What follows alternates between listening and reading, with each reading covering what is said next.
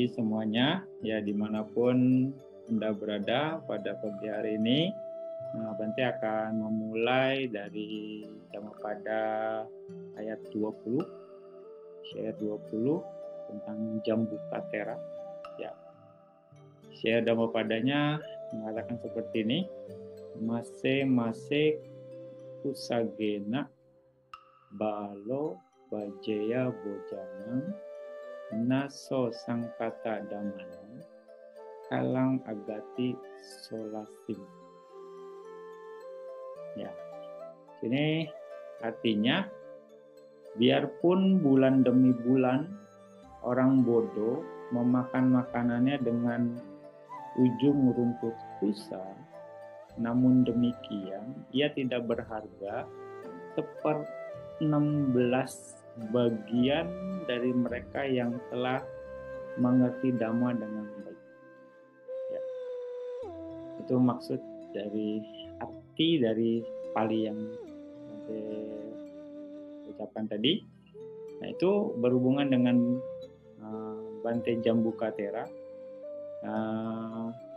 Jambukatera itu merupakan dulunya adalah seorang anak orang kaya, ya, tapi dia mempunyai kelakuan yang aneh, ya, kelakuan yang aneh karena amal lampaunya yang berat.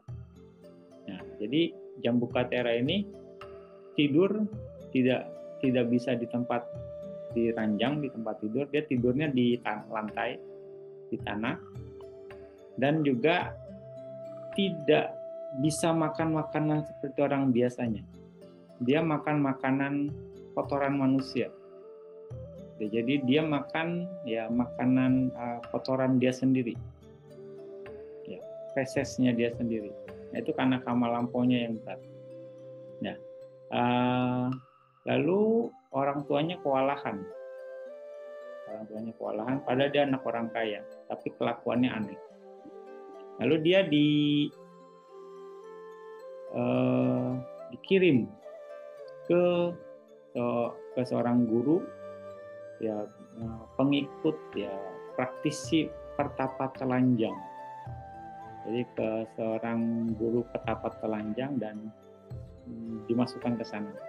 Lalu dia berlatih di sana, dan setelah gurunya tahu bahwa kelakuannya aneh, tidurnya di lantai, di tanah, dan juga selalu makan kotoran orang lain, kotoran sendiri atau orang lain.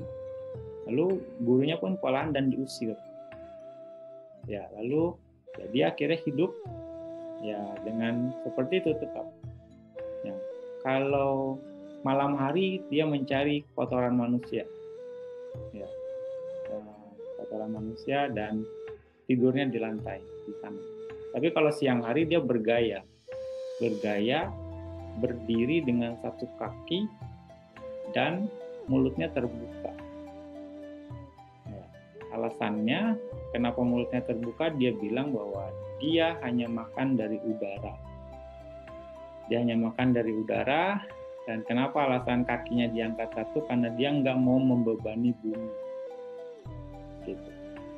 Karena dia, gitu. Jadi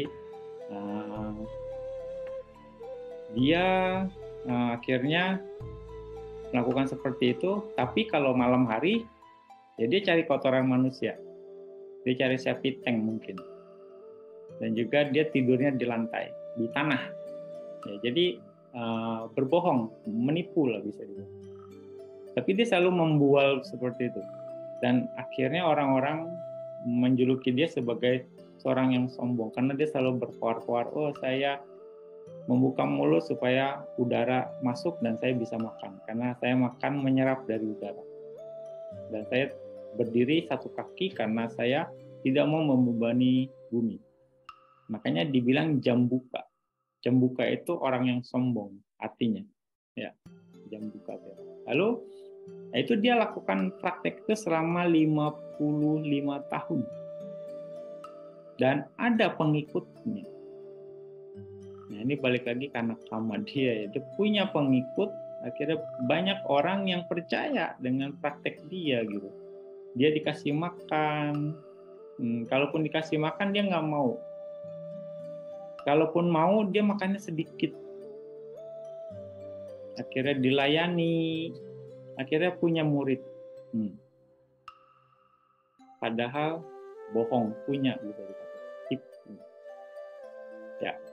Dan itu dia lakukan terus sampai 55 tahun. Dan suatu hari Sang Buddha tahu bahwa melihat dengan mata batinnya, seperti biasa setiap pagi Buddha berkeliling dengan kemampuannya, dengan abinya, melihat ke seluruh arah, siapa yang bisa ditolong pada pagi ini. Dan dia Buddha melihat bahwa Jambuka ini, petapa Jambuka ini setelah akan matang, akan mencapai tingkatan kesucian arahat. Akhirnya Buddha mengarah ke petapa ini, lalu setelah sampai Buddha bertanya, di mana saya bisa tinggal? Ya, di mana saya bisa tinggal? Lalu Jambuka ini, petapa Jambuka ini menunjukkan bahwa di sana, di sekitar bukit sana ada guha, ya, ada gua yang Anda bisa tinggal.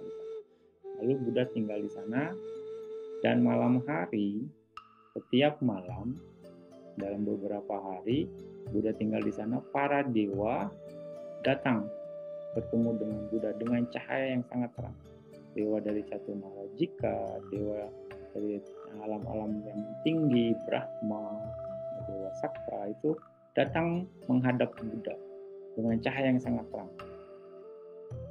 Lalu Buddha seperti itu, Buddha ditanya sama Jambuka pada keesokan pagi. Semalam saya melihat cahaya yang sangat terang. Ada apa itu? Seperti itu. Oh, Buddha menceritakan bahwa itu adalah para dewa yang menghadap saya untuk berdiskusi, memberikan hormat kepada saya. Seperti itu. Lalu Jambuka bilang seperti ini, saya yang melakukan latihan keras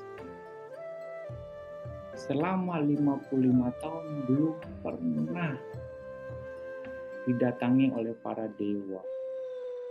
Belum pernah saya istilahnya bertemu dengan para dewa atau para dewa datang menghadap ke saya. Walaupun saya sudah melakukan latihan selama 55 tahun, yaitu tidak makan, hanya makan dari udara dan hanya berdiri dengan satu kaki. Dia seperti itu. Lalu Buddha mengatakan ke petapa tersebut, Anda jangan membohongi saya.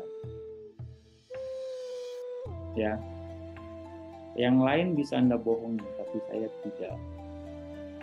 Anda tidur di lantai setiap malam dan Anda makan kotoran manusia, bukan kotoran, bukan menghirup udara seperti Anda bilang.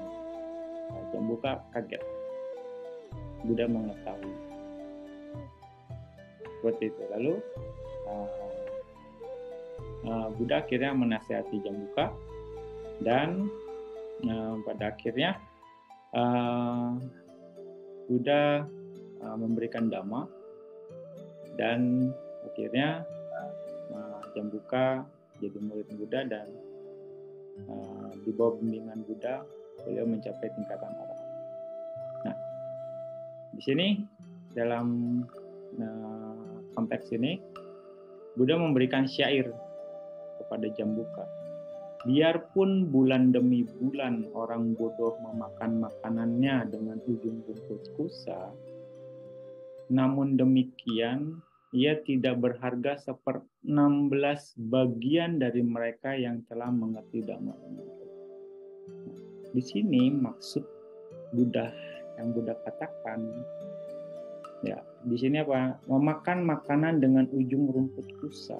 Ya, berbulan-bulan orang bodoh. Artinya siapapun yang mempraktekkan latihan apapun sekeras apapun, ya Anda bisa bayangkan memakan makanan dengan ujung rumput kusa. Itu sangat sulit, artinya alang-alang ini, dan sangat tajam. Latihan ini sulit. Itu nggak ada 1/16-nya. Jadi siapapun yang praktek selain Dhamma, ya praktek selain Dhamma tidak akan ada bandingannya 1/16. Dia tidak berharga 1/16 bagian dari mereka yang telah mengerti Dhamma dengan baik. Bisa dikatakan. Jadi praktek Dhamma sangat besar manfaatnya. Apalagi kalau Anda sampai bisa menembus Dhamma itu sendiri.